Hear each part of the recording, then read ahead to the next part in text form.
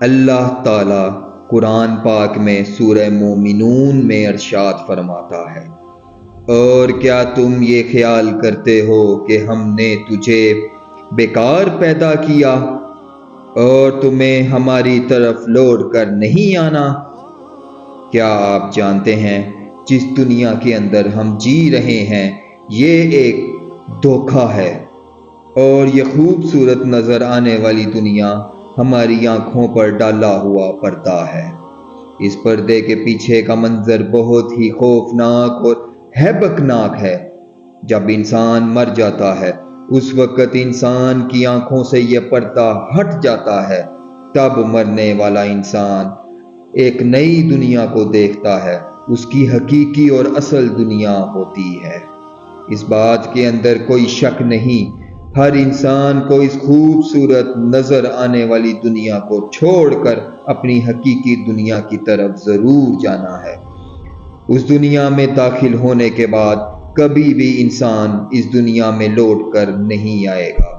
کیا آپ جانتے ہیں جب انسان کی موت کا وقت قریب آ جاتا ہے تو مرنے سے 40 دن پہلے انسان کے ساتھ کیا ہوتا ہے؟ مرنے سے 40 دن پہلے فرشتے اس مرنے والے انسان کے بارے میں کیا کہتے ہیں، اور آسمان پر انسان کی موت کا فیصلہ کس طرح کیا جاتا ہے، اور روح نکالنے والے فرشتے انسان کے پاس آ کے کیا کہتے ہیں۔ پیارے دوستو، ان تمام سوالات کے جوابات قرآن اور حدیث کی روشنی میں ہم آپ کو اس ویڈیو میں بتائیں گے، لہٰذا آپ سے گزارش ہے ہماری اس ویڈیو کو اینڈ تک ضرور دیکھیے گا۔ اللہ تعالیٰ نے قرآن پاک میں انسان کی تخلیق کا مقصد بیان فرما دیا۔ ہم نے انسان کو صرف اور صرف اپنی عبادت کے لیے پیدا کیا، اور ساتھ ہی اللہ تعالیٰ نے انسان کی موت کا بھی بتا دیا کہ ہر انسان کو مرنے کے بعد ہماری طرف لوٹنا ہے اور اپنے اعمال کا بدلہ لینا ہے۔ اللہ تعالیٰ کے عرش کے نیچے ایک درخت ہے جس کا نام سدرۃ المنتہا ہے۔ یہ درخت کتنا بڑا ہے اس کا اندازہ اس بات سے لگایا جا سکتا ہے۔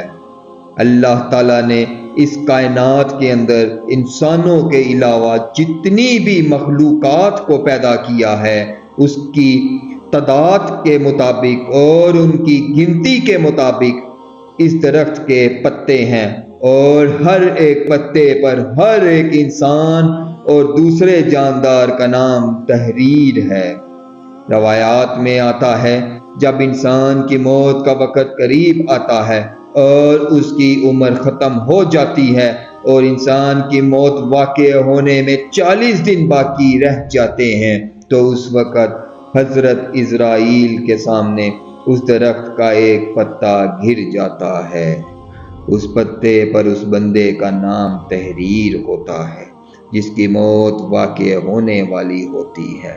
اسی طرح سدرۃ المنتہا میں جس انسان کے نام کا پتا گر جاتا ہے اس وقت آسمان کے تمام فرشتے اس انسان کو مردہ کہنا شروع ہو جاتے ہیں، اور وہ مرنے سے 40 دن پہلے فرشتوں کی لسٹ میں مردہ لکھ دیا جاتا ہے۔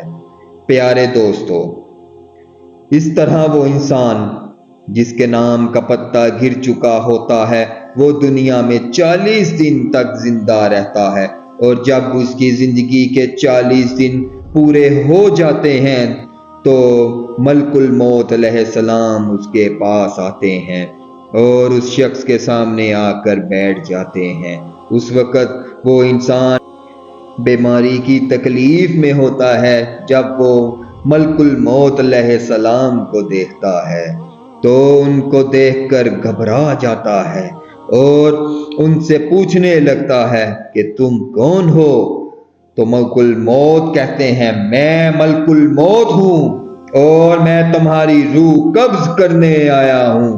تو ملک الموت کی یہ بات سن کر وہ مرنے والا شخص اپنے منہ کو پھیر لیتا ہے، تو اس وقت اس کی آنکھیں پتھرا جاتی ہیں تو اس وقت ملک الموت اس مرنے والے انسان سے فرماتے ہیں، کیا تو مجھے نہیں جانتا؟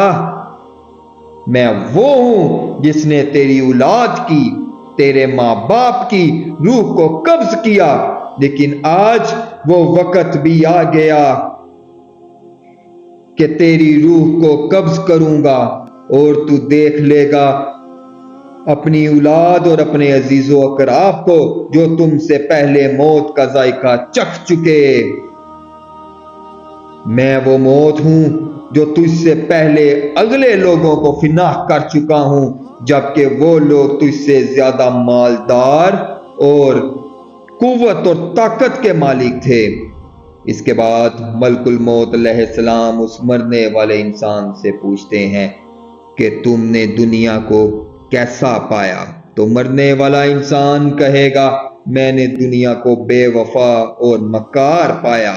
اس کے بعد اللہ تعالیٰ کے حکم سے دنیا اس کے پاس آئے گی اور اس مرنے والے انسان سے کہے گی، اے نافرمان، تو نے اپنے رب کی کس قدر نافرمانی کی اور کس طرح تو نے گناہ کی، اور تجھے بہت سارے لوگوں نے سمجھایا اور تجھے نصیحت کی باتیں سنائی، لیکن تو نے کسی کی بات نہ مانی، لیکن تو یہ سمجھتا رہا کہ میں اس دنیا میں ہمیشہ کے لیے رہوں گا، مجھے موت نہیں آنی۔ اس کے بعد یہ وہ دنیا جس سے انسان ساری زندگی محبت کرتا رہا اور اپنی آخرت کو چھوڑ کر گناہوں کے اندر مبتلا رہا، اس وقت وہی دنیا اس مرنے والے شخص سے کہے گی کہ میں تو اس سے اور تیرے اعمال سے بیزار ہوں۔ پھر اس کے بعد اللہ تعالیٰ کے حکم سے اس مرنے والے انسان کا مال اس کے سامنے آئے گا اور اس سے کہے گا، اے نافرمان، تو نے ناحق اور ناجائز طریقے سے مجھے حاصل کیا اور تو مجھے گناہوں کے اندر خرچ کرتا رہا۔ اگر تو اپنا مال غریبوں اور مسکینوں میں خرچ کرتا تو آج میں تیرے کام آتا۔ پھر اس کے بعد مرنے والے انسان کی زبان بند ہو جاتی ہے، اور جب مرنے والے انسان کی زبان بند ہو جاتی ہے تو اس کے بعد 4 فرشتے اس کے پاس آتے ہیں اور سلام کرتے ہیں۔ جب پہلا فرشتہ آتا ہے تو مرنے والے انسان کو سلام کرتا ہے، اور سلام کرنے کے بعد اس انسان سے کہتا ہے، اے اللہ کے بندے، میں تیری روزی پر موکل فرشتہ ہوں۔ میں نے پورے روح زمین میں مشرق سے مغرب تک تیرے رزق کو تلاش کیا، مگر تیری روزی کا ایک بھی لقمہ میں نے کہیں نہیں پایا۔ اس کے بعد دوسرا فرشتہ آتا ہے، سلام کرنے کے بعد مرنے والے انسان سے کہتا ہے، اے اللہ کے بندے، میں تیرے پانی پر موکل فرشتہ ہوں۔ میں نے پورے روح زمین پہ مشرق سے لے کر مغرب تک تیرے پانی پینے کو تلاش کیا ہے، لیکن تیرے پینے کے لیے مجھے ایک بھی قطرہ نہ ملا۔ پھر اس کے بعد تیسرا فرشتہ آتا ہے، سلام کے بعد اس مرنے والے انسان سے کہتا ہے، اے اللہ کے بندے، میں تیرے سانس پر موکل فرشتہ ہوں۔ میں نے پورے روح زمین پر مشرق سے مغرب تک تیری سانس کو تلاش کیا، مگر تیرے لیے ایک بھی سانس نہ پایا۔ اس کے بعد چوتھا فرشتہ سلام کے بعد کہتا ہے، اے اللہ کے بندے، میں تیری عمر پر موکل فرشتہ ہوں۔ میں نے مشرق سے لے کر مغرب تک تمام روح زمین کے اندر تیری عمر کو ڈھونڈا، مگر تیری عمر کا ایک بھی حصہ نہ پایا۔ اس کے بعد نامہ اعمال لکھنے والے 2 فرشتے اس مرنے والے انسان کے پاس آتے ہیں اور اس کے نامہ اعمال دکھاتے ہیں۔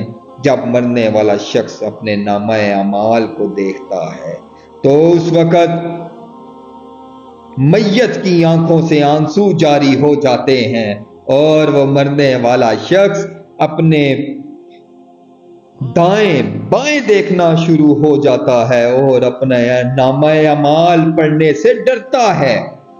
اس کے بعد ملک الموت علیہ السلام اللہ تعالیٰ کے حکم سے اس انسان کی روح کو قبض کر لیتے ہیں، اور اس طرح وہ مرنے والا انسان جو اس دنیا کو اپنا سب کچھ سمجھتا رہا، وہ اس دنیا کو چھوڑ کر اپنی حقیقی دنیا کو چلے جاتا ہے۔ اگر وہ مرنے والا انسان نیک ہوتا ہے تو اس کی قبر کو جنت کے باغوں میں سے ایک باغ بنا دیا جاتا ہے۔ اگر مرنے والا انسان بد نیک ہو، اللہ تعالیٰ کا نافرمان ہو، تو اس کی قبر کو جہنم کا گھرا بنا دیا جاتا ہے۔ اللہ تعالیٰ سے دعا ہے اللہ تعالیٰ ہم سب کو نیک اعمال کرنے کی توفیق عطا فرمائے، آمین۔